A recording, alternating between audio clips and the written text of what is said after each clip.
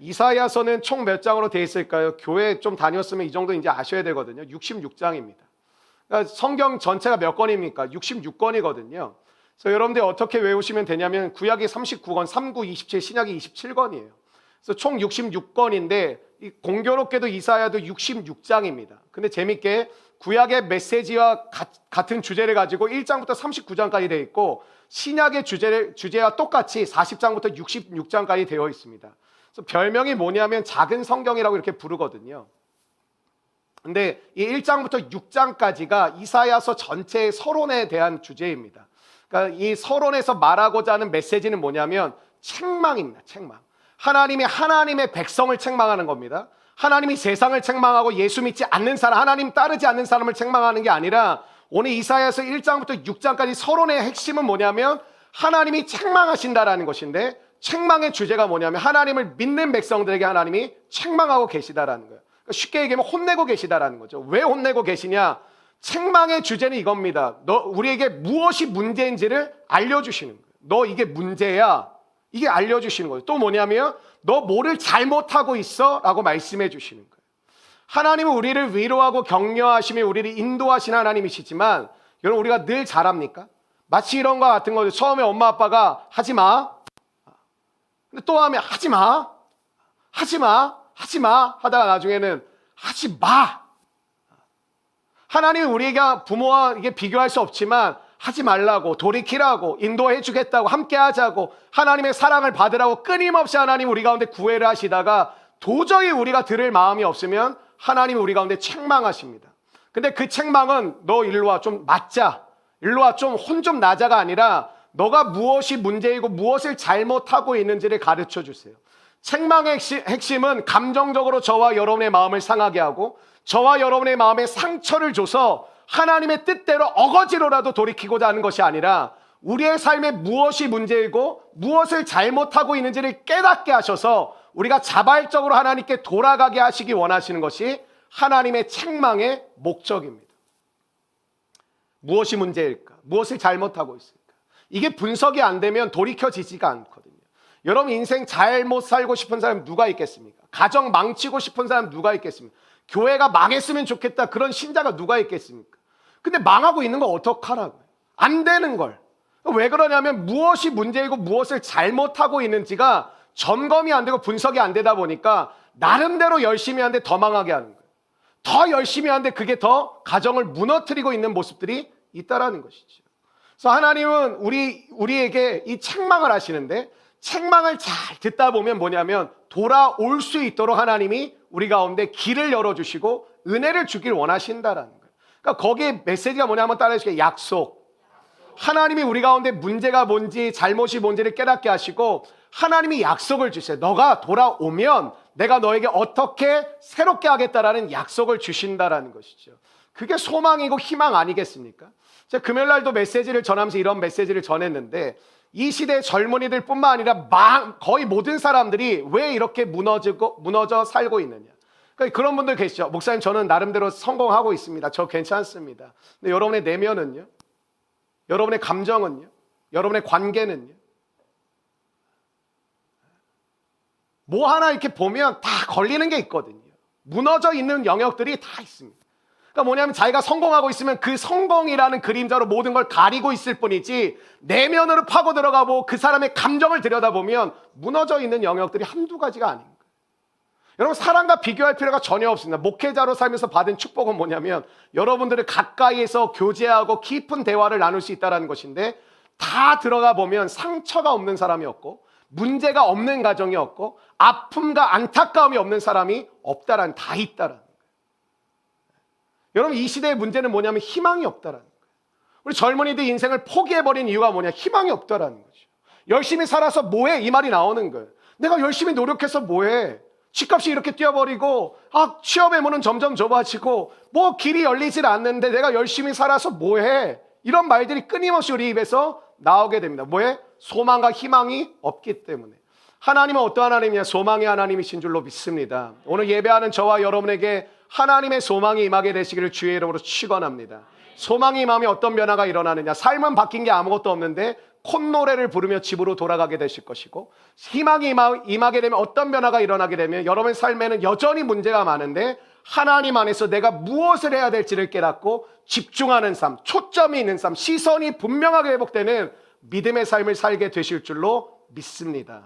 여러분, 힘들다는 게 뭐예요? 열심히 하고 있는데 안 되니까 그럼 내가 뭘 해야 되지? 이렇게 되는 거죠. 근데 뭘 해야 될지 보면 펼쳐놓는 거예요. 내가 전공과 내 경력과 내 스펙을 가지고 뭘 할 수 있지를 펼쳐보면 다 만만치가 않거든요. 근데 계속 생각을 해보는 거예요. 이걸 하면 내가 어떻게 할 수 있을까? 저걸 하면 내가 정말 내가 재기할 수 있고 성공할 수 있을까? 내가 이거 하면 정말 먹고 사는데 문제가 없을까를 펼쳐놓는데 한숨만 나올 뿐이죠. 왜? 자신이 없어요. 해본 적도 없고. 그래서 눈의 초점을 잃어버렸습니다. 왜? 바라보는 것이 없거든요. 뭘 위해 사십니까? 그냥 먹고 사는 거죠, 목사님. 그 직장 다니면서 어떤 기쁨이요? 목사님 무슨 기쁨이에요? 그냥 먹고 살려고, 돈 벌려고, 월급 받으려고 그냥 가는 거죠. 그러니까 여러분의 삶의 월요일날 여러분 거울을 보세요. 초점이 없어요. 손발에 힘이 없습니다. 왜? 어떤 것에 힘을 주어야 될지 모르겠어요. 내가 어디를 향해 힘차게 가야 되는 건지, 내가 가고 있는 것이 과연 맞는 건지, 내가 무엇을 정말 힘차게 의지하며 나아가야 될지 손발에 힘이 들어가는 게 없습니다. 그래 다 좀비처럼 살아요. 월요일날 지하철 타면 가관입니다. 사람들은 낑겨 있지만 다 그냥 핸드폰에 정신이 없어요. 하나님이 고린도전서 13장 13절에 이렇게 말씀하시는데, 그런즉 믿음, 소망, 사랑 이 세 가지는 뭐라고요? 항상 있을 것인데, 항상 있을 것입니다. 하나님을 믿는 자에게 반드시 주어지는 은혜가 뭐냐면 믿음, 소망, 사랑이라는 것이 항상 주어진다는 것입니다. 저와 여러분의 삶 가운데 믿음, 소망, 사랑이 주어지면 저와 여러분의 삶 가운데 은혜가 임하게 되실 줄로 믿습니다. 여러분 연휴 때 많이 쉬기도 하시고 가족들과 시간도 보내시고 뭐 여러 가지 하십시오. 근데 여러분 그런 생각이 있으시죠? 아, 피곤한데 야씨 금요일 밤부터 한 수요일까지는 그래 마냥 쉬자, 좀 이게 뭐 널브러져 있자, 그런 마음이 있을 겁니다. 근데 수요일이 끝남과 동시에 여러분은 다시 아무런 회복이 안 되었다는 것을 알게 되실 것입니다. 왜? 그렇게 널브러져 있는다고 믿음, 소망, 사랑이 생기지는 않거든요. 착각하는 거죠. 육체적으로는 조금 쉼을 얻은 것 같은데 수요일쯤 되면 쉰 것 같지도 않아. 거의 다 이 말하고요. 짜증나. 내가 뭐 한 거지? 왜 이렇게 시간이 빨리 지나갔지? 아무것도 한 게 없어. 연휴 동안. 거의 다 그 말합니다. 뭐라도 할 걸. 뭐라도 어디든 가볼 걸, 갈 걸. 가족이랑 시간을 좀 그냥 보낼 걸. 괜히 고집 부렸어. 괜히 가만히 있었어. 그런 얘기 다 하거든요. 그게 무슨 회복입니까? 하나님 안에 거할 때 우리 가운데 주시는 진정한 회복이 일어난다는 게 무슨 뜻이냐면, 하나님 안에 기도하고 나면 목사님 뭐 힘이 생깁니까? 힘이 생깁니다. 어떤 힘을 주시냐? 믿음, 소망, 사랑을 주십니다. 그래서 저와 여러분의 삶 가운데 진정한 변화와 은혜를 주시는 하나님이신 줄로 믿습니다. 1장부터 6장까지가 서론의 메시지라고 말씀을 드렸죠. 근데 특별히 우리가 나중에 살필 건데 6장을 보면 이 이사야 선지자가 성전에서 하나님의 영광이 임하니까 완전히 변화되는 일이 나옵니다. 사랑하는 여러분, 죄송합니다. 여러분 변화되셔야 됩니다. 하나님의 영광이 임하지 않은 분들이 계십니다. 하나님의 영광이 임하지 않은 분들 어떻게 말씀해요? 목사님 너무 그렇게 심하게 말씀하시는 거 아닙니까? 저도 하나님 믿고 하나님 사랑합니다. 하나님 만나면 여러분의 지금 모습 싹 사라집니다. 이사야가 그랬습니다. 하나님 앞에서 그냥 열심히 살아가는 사람이긴 했지만 하나님의 영광이 임하고 나니까 이 사람의 인생이 완전히 달라집니다. 삶을 바라보는 초점, 믿음, 소망, 사랑, 이게 완전히 달라지게 됐죠. 근데 놀라운 변화는 뭔지 아세요? 이사야 한 사람의 변화가, 이사야가 변화됐다, 축복받았다, 감사하다, 기쁘다, 야 놀랍다, 나도 저렇게 변화되고 싶다가 아니라 이사야 한 사람의 변화가 그 공동체가 다 변화되게 되는 출발점이 되게 만들었습니다. 여러분 이 세상이 왜 변화가 되지 않을까요? 다 옆에 보세요. 다 이러고 있어요. 누가 변화되겠습니까? 아무도 힘차게 살지 않습니다. 직장에 가서 인사하십시오. 오늘 좋은 하루입니다. 좋은 하루는 뭐 개뿔 좋은 하루야. 힘찬 하루 되십시오. 야 힘이 나야 힘을 내지. 너 어디 아프냐? 야 정신사원 하니까 저기 찌그러져 있어. 한 사람의 변화가 한 사람으로 끝나지 않고 전염시킨다라는 것이지. 그래서 여러분 우리 가운데 중요한 게 뭔지 아세요? 한번 따라해 주실게요. 만남의 축복. 축복. 왜 만남의 축복이 중요하냐? 인생은 혼자 살 수 없습니다. 그리고 또 하나, 나 혼자 다 잘할 수가 없습니다. 인생이 나 혼자 다 잘할 수 있고 나 혼자 모든 걸 이뤄낼 수 있으면 관계 안 해도 상관없어요. 근데 인생을 보면 나 혼자 살 수 없도록 하나님이 디자인해 놓으셨고, 또 하나는 내가 다 잘할 수 있는 것이 아닙니다. 디모데가 바울이라는 영적인 아비를 만났기 때문에 디모데가 디모데다워질 수 있는 은혜를 누렸어요. 그리고 바울이 빌립보라는 성에 갔을 때 루디아라는 하나님을 사랑하는 신실한 여성도를 만나자 그 빌립보에 하나님의 교회가 개척되어지고 하나님의 역사가 이루어지는 역사가 일어났습니다. 여러분 주변을 돌아보시면 좋은 일이 별로 없습니다. 슬프고 아프고 힘겨운 일이 너무 많죠. 주변을 돌아보면 뭐 웃을 일도 별로 없고 기쁜 일도 별로 없습니다. 그래서 오히려 내가 기쁜 일이 있으면 절제를 해야 됩니다. 왜? 사람들이 너무 힘들어 보이는데 내가 너무 좋은 티를 내고 내가 너무 웃고 다니면 사람들이 또 나를 미워하거든요. 이상한 시대를 살고 있는 거죠. 사람들이 전체적으로 다 기뻐하고 즐거워해야 되는, 다 인상을 쓰고 있고 화가 나 있고 분노하고 있는 세상을 우리는 살면서 그것이 아무렇지 않다고 느껴지는 세상을 살고 있어요. 내가 기분이 나쁜데 누가 웃고 있으면 쟤는 왜 저렇게 웃고 있지? 기분 나쁘네. 너 뭐가 좋냐? 여러분, 우린 그럴 때마다 어려움을 당하고 있고 신앙적으로 무너지고 쓰러지고 있을 때 자꾸 주변에 있는 사람들 정죄하게 돼요. 여러분, 자꾸 누구 사람들하고 만나가지고 한 명 딱 이렇게 대상을 정한 다음에 씻고 뜯고 맛보고 즐기고 그거 그만하십시오. 자기 이야기가 사라진 시대라는 거 느끼세요? 자기 이야기가 없어요. 누구와 만나도 자기 이야기를 안 하고 자꾸 다른 사람을 끄집어내서 그 사람을 뜯고 씻고 즐기고 맛보고 그래요. 그러니까 난 이 사람하고 만나는데 한참 시간을 보내도 이 사람이 누군지 잘 모르겠어요. 자기에 대한 이야기가 없어요. 낯을 가리고 또 쑥스러워하고 그런 사람도 물론 있지만 대부분 자기의 이야기가 없어요. 뭐해? 아무것도 안 하는데요. 퇴근하고 뭐해? 집에 가서 누워있어요. 여러분, 우리가 그때 정죄하고 비판하고 씻고 뜯고 맛보고 즐기는 게 아니라 우리가 뭘 해야 되냐면 하나님 앞에 우리가 나아감으로 인해서 하나님 내게 은혜를 주시고 부흥을 주시고 내가 살아남으로 나를 통하여 우리 가정이 다 살게 하여 주시옵소서. 나를 통하여 내 주변에 있는 사람들이 다 살아나는 믿음의 역사가 일어나게 하여 주시옵소서. 그게 저와 여러분의 부르심이에요. 같이 무너져가고 같이 쓰러져가고 같이 뒷담하고 욕하라는 게 아니라 저와 여러분의 변화를 통해 이사야 한 사람의 변화에 한 민족이 변화됐던 것처럼 저와 여러분의 변화를 통해 여러분의 가정, 우리의 공동체, 여러분이 속한 하나님이 보내신 직장, 사업장, 여러분의 삶의 관계들 속에 하나님이 생기를 불어넣으신 은혜가 임하게 되시기를 주의 이름으로 축원합니다. 이채연 자매 우리가 위해서 계속 기도하고 있지 않습니까? 병상에 누워 있은 지 벌써 1년 한 6개월이 가까이 되어가고 있는데 제가 어머니 김영숙 권사님과 통화하니까 우리 채연 자매가 굉장히 좋아졌는데 지금 이 음식을 공급받는 이 뱃줄을 이게 끊어야 되는데 끊고 직접 이제 소화를 해 가야 되는데 그게 지금 잘 안 되고 있는 상황에 있는데 막 거기 있는 의사분들이 정말 많이 좋아졌다라는 이야기를 하더라고요. 근데 제가 왜 통화를 하게 됐냐면 우리 교회 한 지체가 저에게 찾아와가지고 봉투를 하나 주고 갔어요. 봉투 뭔가 했더니 채연 자매를 위해서 이렇게 나누고 싶다고 저에게 찾아와서 봉투를 하나 줬어요. 근데 사연이 참 기가 막히더라고요.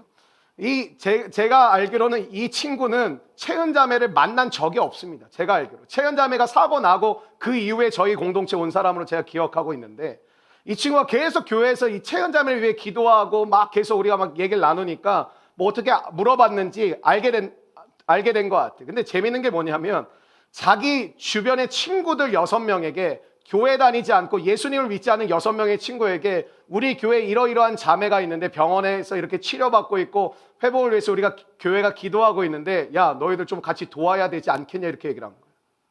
너무 신기한 일 아닙니까? 아니 교회 안에서 여러분에게 뭐 얘기를 해가지고 같이 우리가 좀 헌금을 해서 나누자 이러면 이해가 되는데 예수님을 믿지도 않는 교회 다니지도 않는 친구들 6명에 가가지고 삥을 뜯은 거예요. 한 명씩 5만 원씩 내라고. 그걸 갖고 왔어요. 자기까지 보태가지고. 그 봉투에다가 친구 6명의 이름을 다 적어서 왔더라고요. 그리고 이 친구가 뭐라고 친구들에게 얘기를 했냐면, 야, 우리 교회에서는 목사님이 기도를 해주셔. 기도 제목을 다 하나씩 달라고 했던 거예요, 친구들한테. 걔는 교회도 안 다니는데. 제가 잘했다 그랬어요. 그리고 내가 이거 제가 보내드렸거든요. 보내드리고 권사님 통화해드리고 사연 다 말씀을 보내드리고 봉투 내가 안 버리겠다 그랬어요. 그리고 나한테 기도 제목 정리해서 보내달라 그랬어요. 여러분, 한 사람의 변화를 통해서 예수를 믿지 않는 여섯 명의 사람도 변화돼서 같이 나눌 수 있다라는 거예요. 그래서 나의 변화가 가정과 공동체에 줄 수 있는 최고의 선물임을 믿으시기를 주의 이름으로 축복합니다. 한번 따라해 주시고요. 내가 변화되길 원합니다.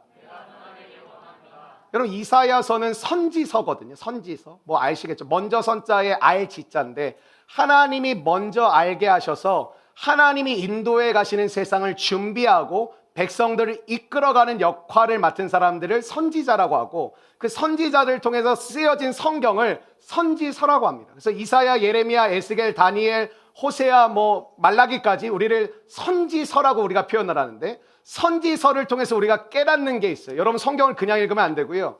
이사야서를 읽을 때는 어떤 마음을 가져야 되냐면 하나님이 시대를 깨우기 위해서 이 말씀을 주셨다라는 거예요. 깨운다라는 건 뭐죠? 잠들어 있다라는 거예요. 하나님이 우리 공동체 이사야서의 말씀을 주신 이유가 뭘까요? 우리가 잠들어 있는 사람들이 있다라는 것이죠. 하나님은 우리 공동체 저를 통하여 여러분의 영혼과 심령을 깨우기를 원하십니다. 왜? 잠들어 있으니까. 그럼 왜 잠들어 있을까? 다 하나님 믿어서 예배 자리에 이렇게 나와서 또 온라인으로 예배를 드리는데 잠들어 있다는 게 이게 과연 맞는 말인가? 나 예배 드리고 하나님 믿는데 하나님 왜 나에게 잠들어 있다고 말씀하시는가? 잠들어 있는 이유는 딱 하나, 잊어버렸다라는 거예요. 뭐를? 하나님의 말씀을. 뭐를? 하나님의 약속을. 뭐를? 하나님의 은혜를. 그럼 뭘로 살아갈까요? 내가 원하는 것을, 목표를 정하고 사는 거예요. 나 1억 모을 때까지 나는 열심히 산다. 내가 금융투자해가지고 난 10억을 만들 때까지 내가 끝까지 해낸다. 자기만의 목표를 세워가지고 그걸 끊임없이 채찍질하고 마치 자기가 잘 살고 있는 것처럼 착각하고 있는 것이죠. 하나님 뭐라고요? 넌 잠들어 있어. 넌 잊어버렸어. 넌 나의 은혜를, 나의 내가 너에게 전해준 말과 약속을 다 잊어버렸어. 우리가 늘 말할 때 은혜 없는 사람들이 얘기하는 걸 뭘 알 수 있냐면 최근의 얘기가 없어요. 무슨 얘기하냐면 자기가 가장 은혜 받았을 때 얘기를 해요.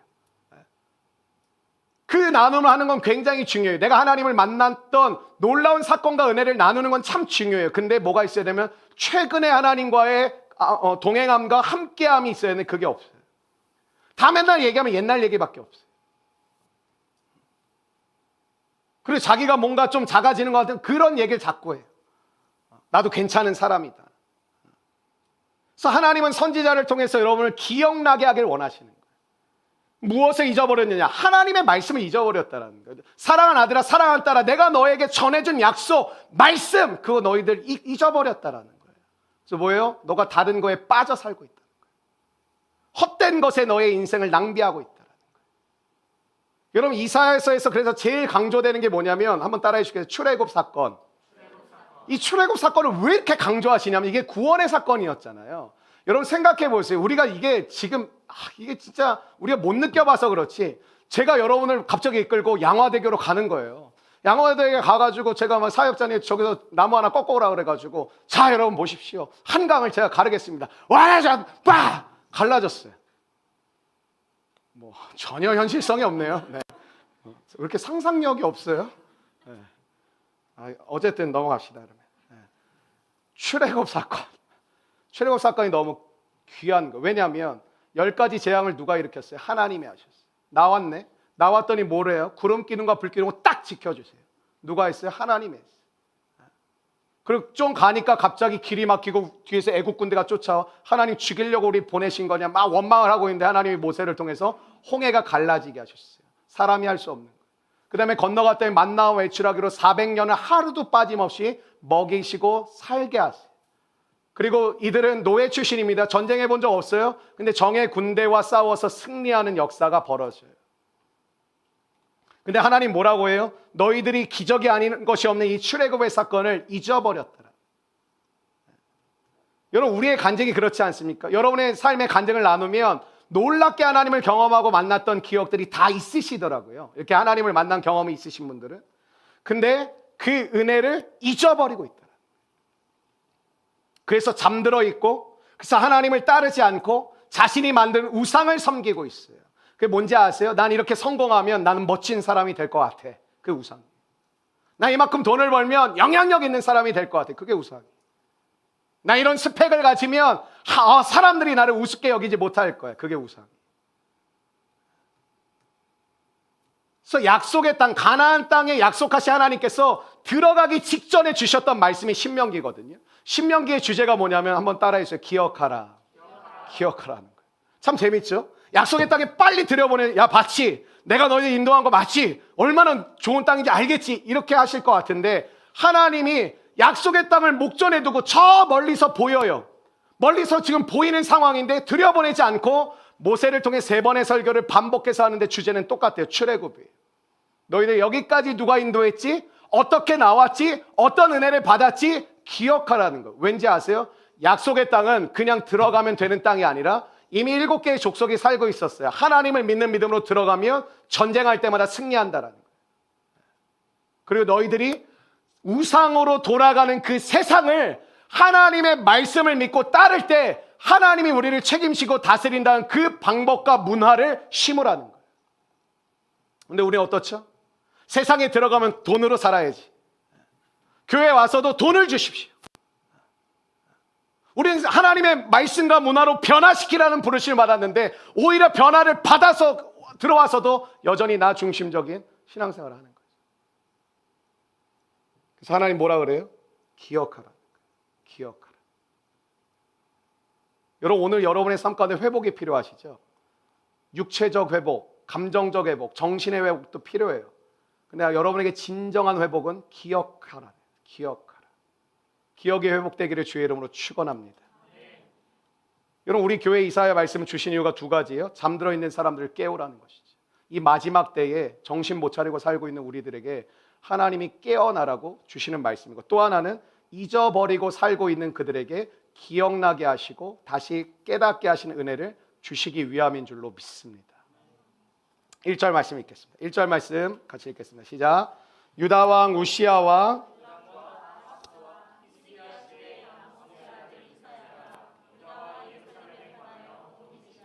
아멘. 계시라는 히브리어가 한번 따라해 주실까요? 하존. 하나도 안 어렵죠. 하존이라는 단어인데 하나님이 보시는 것, 하나님의 눈으로 보는 것, 이게 계시예요. 그러니까 하나님이 저와 여러분에게 말씀을 주시고 계시를 주신다라는 뜻은 다른 것이 아니라 여러분이 여러분의 눈으로만 보잖아요. 그러니까 보이는 게 뭐예요? 두려움이고 걱정이거든요.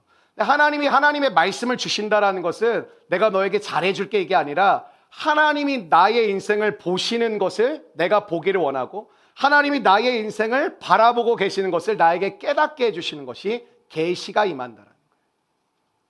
여러분 자기중심이면 내 눈으로 보는 거잖아요. 자기중심적인 사람들이 삶을 바라보는 시선과 방법은 딱 2가지밖에 없습니다.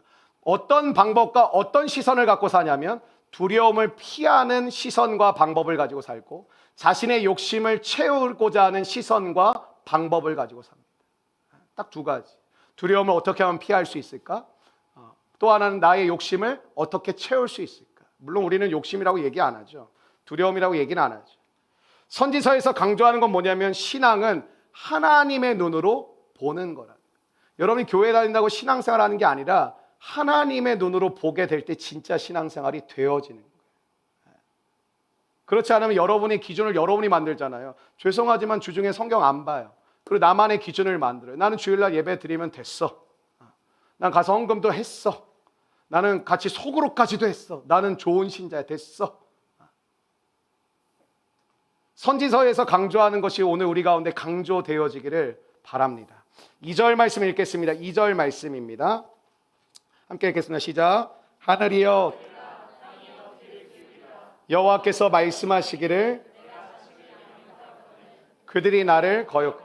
여러분 2절 말씀은 너무 쉬워요. 뭐냐면 들을 사람이 사라졌다라는 거예요. 하나님이 아무리 말씀하셔도 듣질 않는다. 들었어요? 근데 무시해요. 들었어요? 깨달았어요? 마음 가운데 그래요. 예배 드리고 나면 오늘 예배 드리는데 이런 찔림이 있었고 또 이렇게 살아가야 될 것 같은 마음을 받았습니다. 그럼 그렇게 살라라는 거예요. 그렇게 나아가라는 거예요. 근데 맨날 마음만 받아요. 맨날 찔림만 받아요.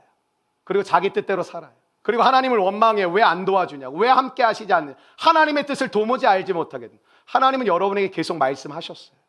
그리고 여러분을 인도하시려고 계속 여러분의 마음을 두드리셨어요. 끊임없이 여러분의 삶의 길을 아름답게 열매 맺게 하시려고 여러분에게 은혜를 베푸시고 좋은 만남을 주시고 인도해 가길 원하셨어요. 그래서 여러분 마음 가운데 찔렸어요. 여러분 마음 가운데 이런 마음이 들었어요. 근데 우리는 하진 않아요. 그러니까 마태복음 11장 17절에 보면 이르되 우리가 너희를 향하여 피리를 불어도 반응하지 않는다라는, 아무리 피리를 불어도 춤추는 사람이 하나도 없고 아무리 울고 애곡을 하여도 아무도 울지 않는다라는 거예요. 그러니까 하나님을 거역한다라는 것이죠. 하나님 말씀은 느껴요. 근데 그렇게는 하지 않는 거예요. 하나님이 그래서 이스라엘의 상태를 뭐라고 말씀하시면 그게 3절이거든요. 혹시 여러분의 상태는 아닌지 한번 점검해 보시기를 바라는 마음으로 읽어보시면 좋겠는데 3절입니다. 시작. 소는 그 임자를 알고 나귀는 그 주인의 구유를 알건만은 나의 백성은, 그래서 우리가 강아지나 고양이 키워보면 얘네들 키우면 감사할 줄 알아요. 꼬리치고 자기에게 챙겨주는 걸 알아요. 근데 인간은 어때요? 여러분 다른 사람 욕하면 뭐 나 사람한테 상처받았다는 얘기할 것도 없어요. 하나님이 우리를 어떻게 보고 계시냐면 너희들의 상태가 어떤지 알아? 소도 그 주인을 알아보더라. 나귀도 그 주인에게 고맙다라는 표현을 하더라. 근데 너희들은 나에게 전혀 그런 게 없다. 우리는 신앙을 어떻게 점검하고 있냐면 내가 생각하고 내가 느끼는 거를 나의 신앙의 상태라고 자꾸 느껴요. 그러니까 이런 거예요. 제가 여러분에게 이렇게 인사할 때가 많거든요. 한 주간 잘 지내셨어요 하면 잘 지냈다는 얘기를 거의 다 하세요. 얼굴은 아닌데. 마치 우리가 이런 거죠. How are you? 하면 I'm fine, thank you. And you? 이거 그냥 이게 입력이 돼 있는 거예요. 교회에서 누가 물으면 잘 지냈어요? 잘 지냈어요. 정말 잘 지냈어요? 괜찮아요. 요즘 뭐 이런 말도 신경 쓰지 마세요. 왜 저를 백수로 만드세요? 신경 쓰는 게 저의 역할입니다. 어떠세요? 전 괜찮아요. 전 문제 없어요. 저 뭐 특별한 어려움 없습니다. 저 뭐 하나님 믿고 저 괜찮습니다. 신앙 좋아요. 저 그렇게 문제 없어요. 그리고 우리는 뭐라고 생각해요? 그게 나의 신앙의 상태라고 받아들여요. 근데 하나님이 바라보시고 느끼시고 말씀하시는 상태가 여러분의 진짜 상태. 이스라엘 백성들 이사야 말씀 전할 때 뭐라고 생각하는지 아세요? 우리 괜찮다고 그랬어요. 우리 괜찮아. 우리 좋아. 우리가 되게 잘 살지 못해. 우리가 자주 하는 말, 우리가 되게 잘 살지 못하지만 그래도 나름 열심히 살아. 나름 그래도 하려고 노력은 해. 똑같이 말했어요. 근데 하나님 뭐라 그래요? 소도 그 주인을 알아보고 나귀도 그 주인에게 감사를 표현하는데 너희는 나를 버렸다. 하나님을 떠나가 버린 삶은 딱 두 가지예요. 두려움을 피하는 쪽을 선택해요. 그래서 사람과 관계를 끊어버리는 거예요. 왜? 사람에게 상처를 너무 많이 받은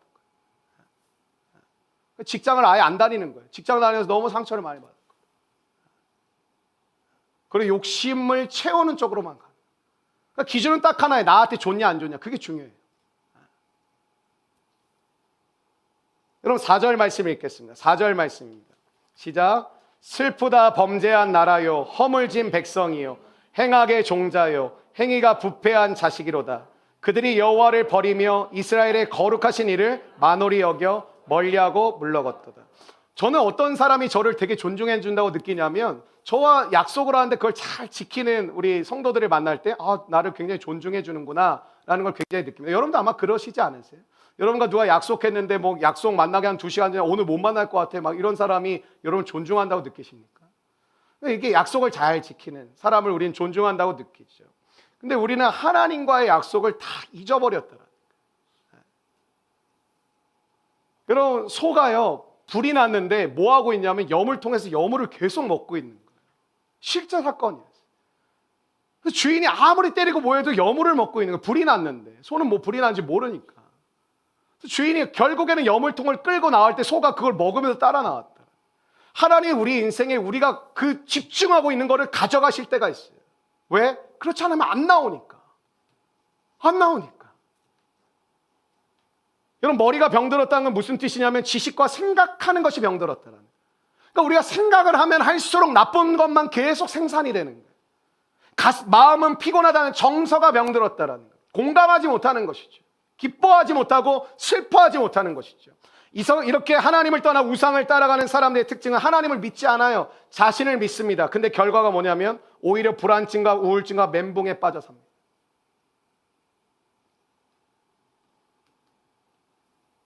5절과 6절 말씀입니다. 5절과 6절입니다. 시작. 너희가 어찌하여 매를 더 맞으려고 폐역을 거듭하였느냐. 온 머리는 병들었고 온 마음은 피곤하였으며 발바닥에서 머리까지 성한 곳이 것과 터진 것과 새로 맞은 흔적뿐이거늘 그것을 짜며 싸매며 기름으로 부드럽게 함을 받지 못해. 하나님을 떠나서 자기 중심으로 갈 때 다 깨지더라. 상하고 깨지고 터지고 매를 더 맞으려고 폐역을 거듭하고. 그럼 저는 목사입니다. 이렇게 말씀을 증거하는 목사인데 하나님 말씀을 증거할 때 사실 목사가 본문을 결정할 수 있잖아요. 사실은 이사야서가 좀 부담스럽습니다. 전학 좀 기피하고 싶은 본문 중에 하나예요. 왜냐하면 쓴 말씀이거든요. 여러분 듣는 여러분만 쓰겠습니까? 설교를 준비한 저는 이 말씀을 가지고 열 몇 시간을 붙들고 살았는데 이게 저에게 해당되는 말씀인데 저도 마찬가지죠. 단 말씀을 우리는 좋아하죠. 하나님 우리 위로하시고 내가 너 축복한다, 내가 너 격려한다, 내가 너와 함께하니까 걱정한, 우리 이런 말씀 사실 좋아하는데 하나님은 때로는 우리에게 쓴 말씀 주십니다. 단순합니다. 하나님이 쓴 말씀을 주시면 써야 됩니다. 단 말씀을 주시면 위로와 격려를 받으시면 됩니다. 신앙생활의 본질이 무엇이냐? 여러분 뭐라고 생각하세요? 신앙생활 하고 계시잖아요. 신앙생활도 하려면 잘해야 되는데 그럼 신앙생활의 본질이 뭘까요? 신앙생활의 본질을 잘하면 잘하는 거고 신앙생활의 본질을 잘 못하면 잘 못하는 거니까 신앙생활의 본질이 뭘까? 한번 따라해 주시겠어요? 잘 죽는 것입니다. 잘 죽어야 잘 살아요. 죽음 앞에 서 있어 봐야 인생의 정리가 됩니다. 예수님 말씀하시는 너희가 나와 함께 죽고 나와 함께 살자고 말씀하세요. 그러니까 주님은 우리를 살리시는데 먼저 하는 것이 뭐냐면 우리를 먼저 죽이세요. 십자가와 함께 우리와 함께 죽고 우리와 함께 살게 하세요. 죽음을 경험한 사람은 잘 살 수 있습니다. 왜? 정리가 됐으니까. 한번 제가 여러분에게 물어보겠습니다. 한번 여러분 정리가 돼 계신지 보세요. 돈은 얼마나 필요한 것 같습니까? 스펙은 어디까지 쌓아야 될 것 같습니까? 어느 정도 레벨의 직장에 들어가야 된다고 생각하십니까? 노후 준비는 얼만큼 해야 만족하겠습니까? 사실 우리가 왜 인생이 계속 수레바퀴를 도는 것처럼 헛돌고 헛도냐면 정리가 하나도 되어 있지 않아요. 고민은 무지하게 많이 해요. 근데 결론은 뭐냐면 모르겠다. 청년들 나이 먹으면 이게 다 해결될 것 같죠? 안 해결돼요. 저도 한 40대 되면 인생의 모든 게 터득되는 줄 알았어요. 다 알게 되고 깨닫게 되고 잘 살게 되는 모든 지혜를 겸비하게 되는 그런 삶이 그냥 되는 줄 알았어요. 여러분의 부모님들도요 다 고민하고 있어요. 지금 마음속으로. 할머니 할아버지가 제일 많이 하는 추석 앞두고 제일 많이 하는 우리 손주 돈 많이 벌어. 승진했으면 좋겠어. 여전히 그 굴레에 계신 분들이 한둘이 아니에요. 근데 여러분 정리가 돼 계세요? 어느 정도 돈 좀 쥐면은 이제 하나님 나의 필요를 채워주셨고 너무 감사하고 이것들을 이것들을 하나님 나에게 주신 걸 이렇게 사용할 것이고 이것들은 나눌 것이고 정리가 돼 계세요?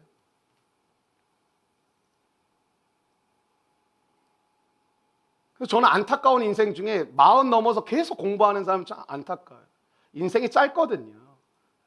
제가 봤을 때는 지금 시대가 길어지니까 한 20대 후반에서 30대 초중반까지 공부 마치고 현장에서 하나님의 영광을 위해 뛰어야 돼요.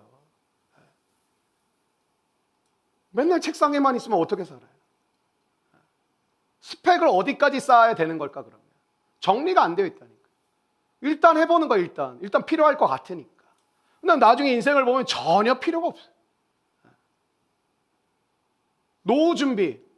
대학 1학년도 지금 노후 준비를 하는데 대학 1학년도 20살도 뭐가 이게 어떻게 정리가 되어 있는가? 정리가 안 되어 있다니까.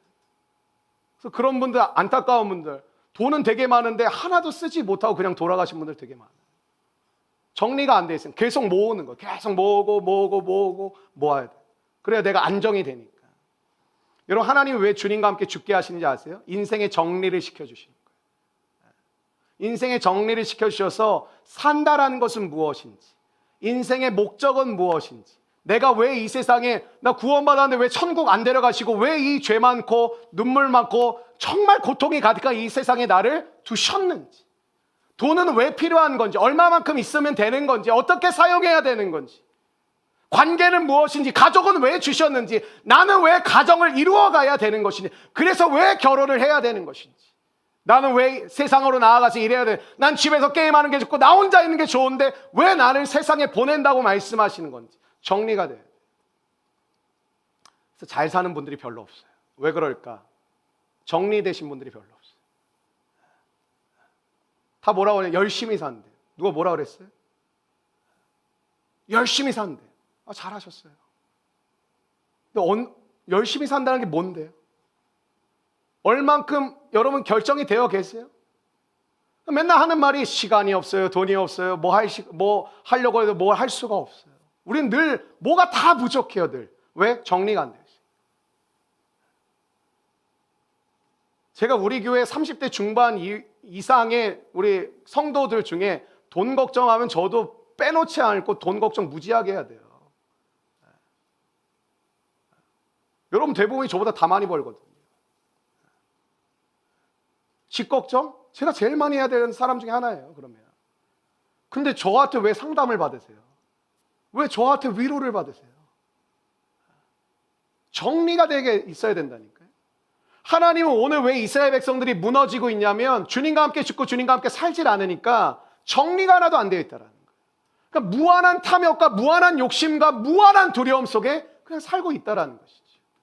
저는 오늘 이 예배를 통해 여러분 정리케 되시기를 주의 이름으로 축원합니다.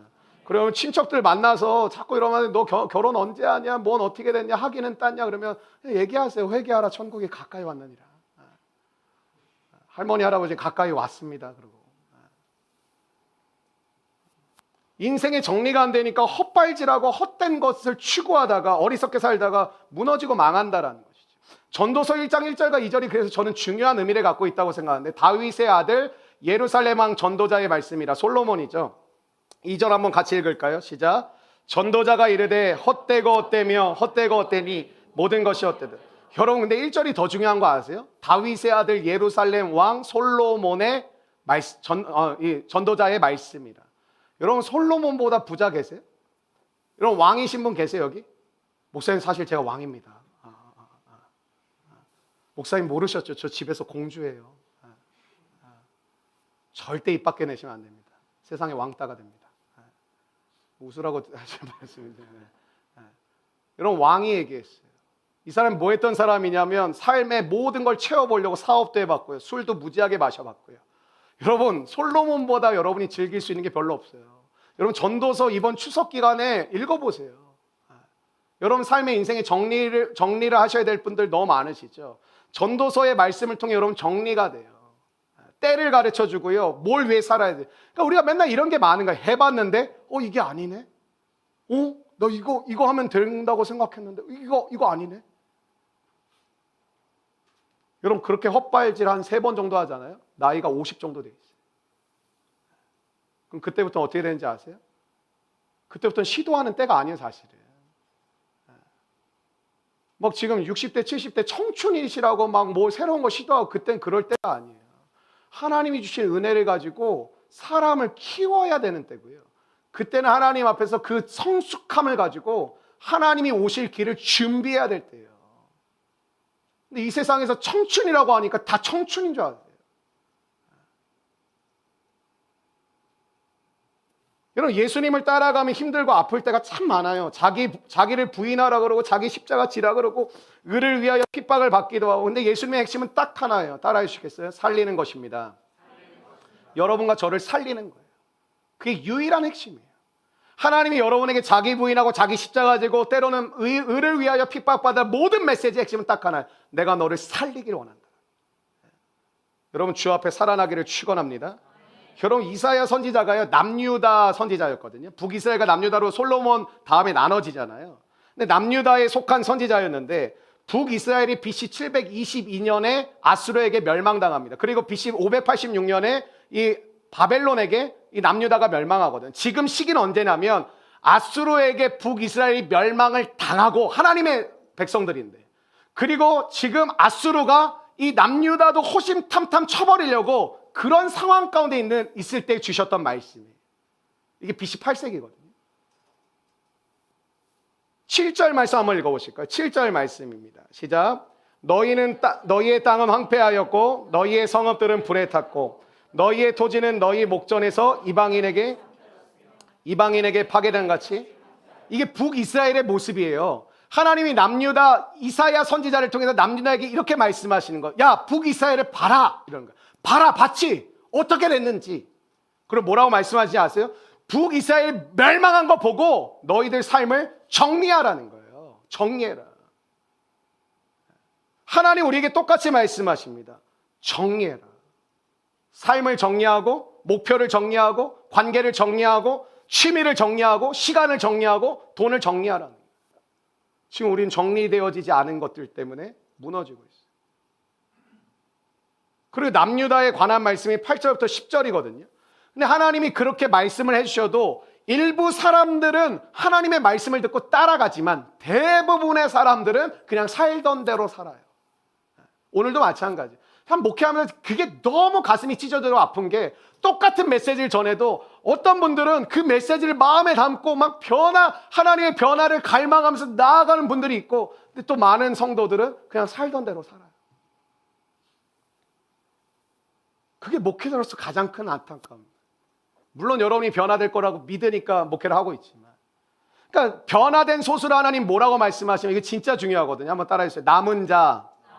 하나님은 남은 자를 통해서 하나님의 일을 하십니다. 그래서 사역자님이 그루터기라는 말을 했는데, 그루터기란 말은 다 잘려지고 마지막에 남은 아주 작은 이 밑둥이잖아요. 우리가 보기에는 다 잘려졌네, 끝났네. 그런데 하나님은 그 작은 무리를 통해서 하나님의 역사는 지금까지 계속 진행이 되어 왔습니다. 하나님 뭐라고 말씀하시는지 알아요? 내게 돌아오라는 거예요. 내게 돌아오라. 정리하고 내게 돌아오라. 여러분 맨날 정리하겠다고 말은 하시는데 안 돌아오시죠. 정리할 거예요. 정리할게요. 정리해야죠. 정리해야 제가 변화되겠죠. 오늘을 기점으로 정리하게 되시기를 주의 이름으로 축복합니다.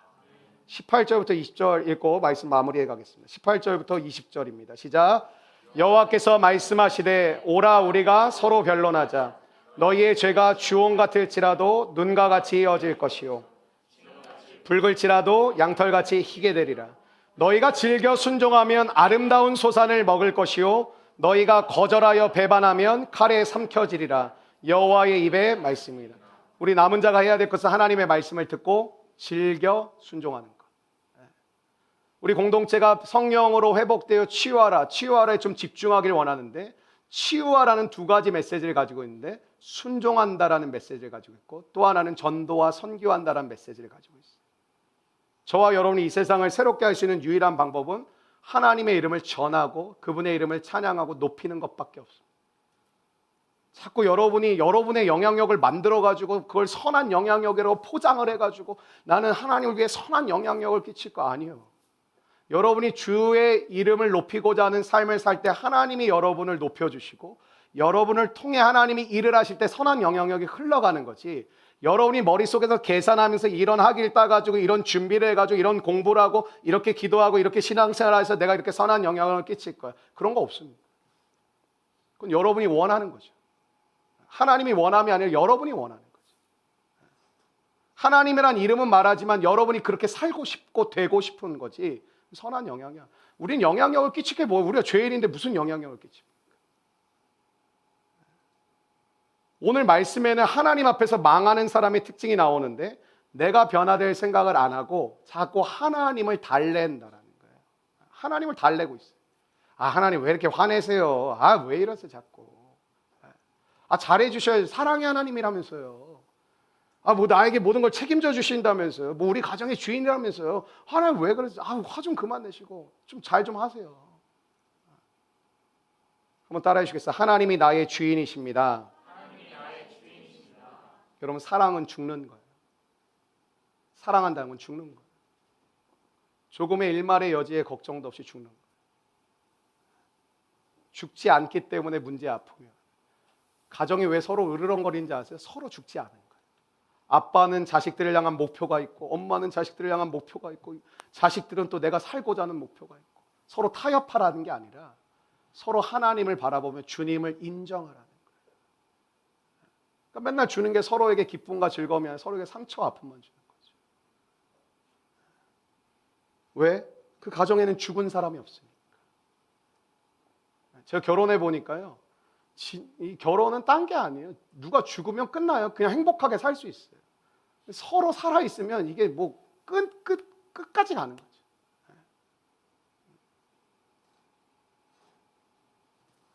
내가 변화되는 것이 하나님이 오늘 주시는 메시지. 근데 내가 변화 안 되고 하나님을 자꾸 달래는 거예요. 로마서 12장 1절에 봤더니 그러므로 형제들아 내가 하나님의 모든 자비하심으로 너희를 권하노니 너희 몸을 하나님이 기뻐하시는 거룩한 산 제물로 드리라. 이는 너희가 드릴 영적 예배니라. 근데 하나님의 소망과 오늘 주신 희망은 뭔지 아세요? 하나님 계속 이래요. 내가 너 때린다. 내가 너 때린다. 내가 너 가만히 안 둔다. 계속 이렇게 말씀하시다가 마지막에 하나님의 본심을 얘기를 하세요. 이런 거예요. 마지막에 내가 너희를 근데 어떻게 때리겠니? 이렇게 얘기하시는 거죠. 그게 26절과 27절의 말씀이거든요. 한번 마지막으로 같이 읽을까요? 26절과 27절입니다. 시작. 내가 내 재판관들을 처음과 같이 내 모사들을 그러한 후에야 내가 의의 성읍이라 신실한 고을이라 불리리라 하셨나니 시온은 정의로 구속함을 받고 그 돌아온 자들은 공의로 구속함을. 하나님이 우리에게 주시는 이 책망의 메시지는 돌아오면 반드시 내가 너를 살려내고야 말리라 이거예요. 사랑하는 여러분, 뭐 내가 이렇게 잘못했는데 하나님께 가는 게 뭐 염치가 없고, 여러분 우리가 무슨 염치가 있습니까? 뭘 잘할 수 있습니까? 우리가? 내가 죄를 너무 많이 져서 하나님께 가기가 좀 그렇다고. 주님은 죄인을 부르러 오신 거예요. 의인을 부르러 온 게. 세상에 의인은 없나니 하나도 없으며, 그 로마서 3장 23절의 말씀이죠. 근데 우린 자꾸 뭐라고 하냐면 은혜 한번 받아본 사람들이 내가 이렇게 죄를 많이 짓고 하나님의 마음을 아프게 해드렸는데 내가 하나님께 가는 게 좀 마음이 불편하고 어렵다고, 내가 좀 이렇게 잘 정리를 한 다음에 가고 예배도 드리고 싶다고. 여러분 그러려면 죽을 때까지 못 와요. 그럴 수 있는 능력이 없는데. 하나님 우리 가운데 주시는 소망은 이거예요. 내가 너를 반드시 살려내고야 말리라. 어떻게? 본래와 같이 의의 성읍으로 신실한 고을로 내가 너희를 본래 너의 모습과 같이 내가 반드시 너를 살려내고야 말리라. 여러분 너무 기쁨에 취해 계시지 마시고 너무 슬픔에 취해 계시지 마세요. 하나님의 말씀에 들어가세요. 그리고 그 말씀의 뜻에 따라 움직이세요. 하나님이 저와 여러분에게 주시는 소망과 희망은 내가 너를 반드시 살려내고야 말리라. 의의 성읍으로 신실한 고을들. 하나님이 우리를 깨우고 계세요. 뭐 마지막 때라는 얘기를 참 많이 하기도 하고 듣기도 하는데, 마지막 때라는 걸 여러분 쉽게 생각하시면 안 됩니다. 미혹하는 자가 넘치는 시대예요. 그게 무슨 말이냐면 여러분의 인생을 망하게 하려고 작정한 세력들이 여러분을 호시탐탐 노리고 접근한다. 여러분 하나님이 여러분에게 은혜의 기회를 주셨습니다. 하나님을 믿어갈 수 있는 삶의 여건을 허락해 주셨습니다. 주님을 선택할 수 있는 은혜가 여러분에게 임하시기를 주의 이름으로 축복합니다. 맨날 느끼기만 하지 마시고 맨날 깨달았다고만 말만 하지 마시고 맨날 오늘 뭐 감동을 받았다, 오늘 찔림을 받았다. 그래서요. 일상의 삶에 들어가면 다시 여러분이 살던 법대로 살죠. 하나님 오늘 우리에게 굉장히 쓴 메시지를 주셨어요. 너희들의 모습은 소와 나귀만도 못하다라는 거예요. 소도 그 주인을 알고 나귀도 그 주인에게 감사를 표현하거든. 너희는 나를 버렸도다. 왜 이걸 강조하시냐? 내가 너희를 출애굽했고 내가 너희들을 살렸고 내가 너희들을 하나님의 사람으로 변화시켰는데 그 모든 것들을 내어 번지고 너희는 나를 버렸더라. 그럼 뭐 하고 있느냐? 두려움을 피하는 쪽으로 인생을 결정하고 욕심을 채우는 쪽으로 인생을 결정한다는 거죠. 그래서 주어가 바뀌어요. 나. 하나님의 동역자들과 함께 시간을 나누면 얘기하는 게 뭐냐? 하나님.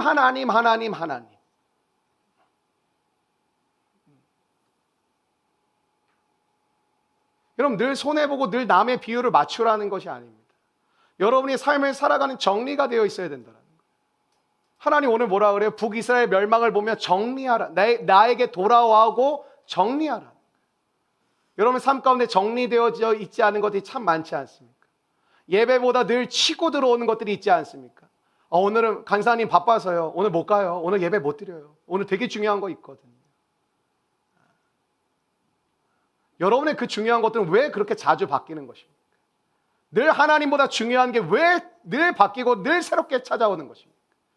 때론 두려워요. 여러분이 연애할 때, 취업할 때, 결혼할 때, 애를 낳을 때 다 축복인데 그럴 때마다 하나님보다 앞서가는 것들이 너무나도 많아요.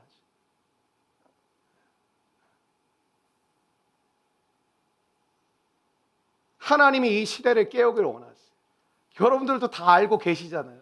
설교가 강한 게 아니라 여러분 다 알고 계시잖아요. 시대가 망하고 있다라는 걸, 교회가 무너지고 있다라는 걸, 신자다운 신자가 없다라는 걸, 목사다운 목사가 없다라는 걸, 선교사다운 선교사가 없고 예배드리는 예배자들이 없다는 걸 여러분 다 아시잖아요. 무슨 설교가 세요? 듣기 싫은 거죠. 다 알고 계시잖아요. 다 말하고 있잖아요. 다 욕하고 다니잖아요. 근데 왜 여러분 변화되려고 하지 않으세요? 왜 여러분을 통해 새 일을 일으키신 하나님의 손길을 왜 거절하십니까?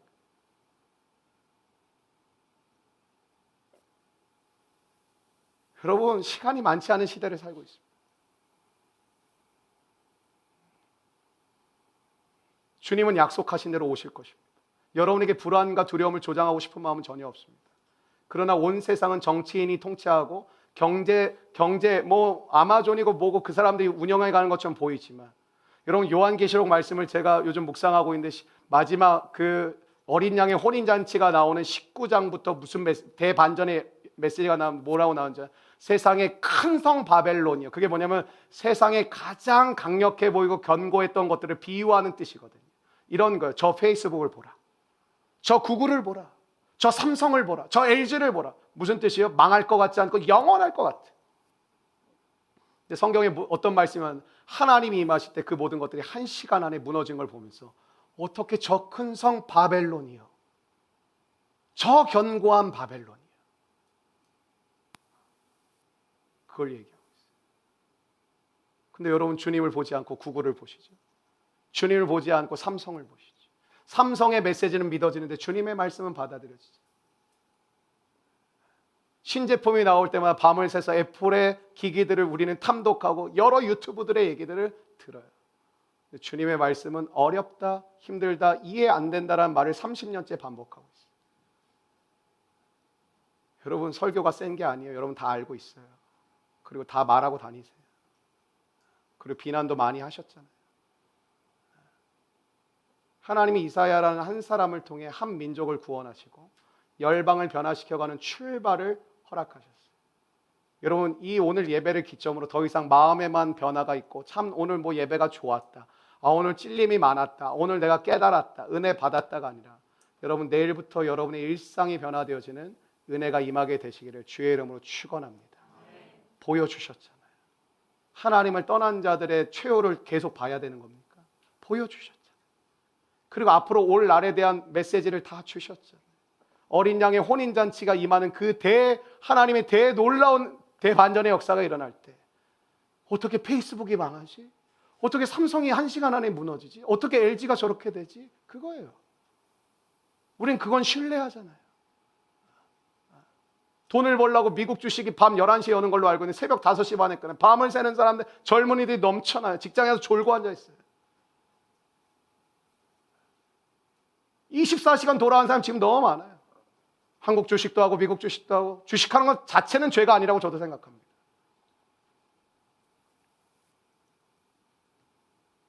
근데 왜 그것이 여러분의 감정과 삶의 모든 것을 주관하죠? 여러분이 돈보다 큰데 하나님이 지으신 모든 창조물 중에 여러분과 제가 가장 귀하고 가장 복되게 지었고 충만하라, 정복하라, 다스리라고 했는데 왜 다스림을 당하고 있지?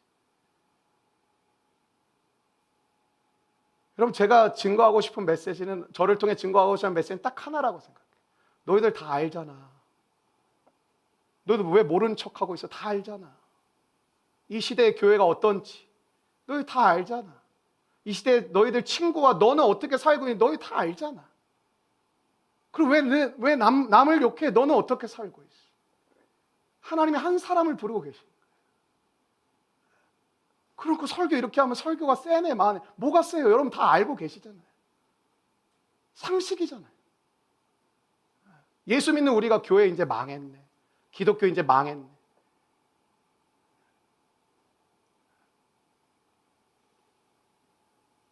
물론 제가 돌려서 말하는 법을 모를 수도 있어요. 근데 지금 그럴 때가 아니에요. 불이 났는데 불이 난 것 같은데 한번 살펴보세요. 이렇게 얘기를 해야 돼요. 불이 났어요. 나오세요. 큰일 납니다.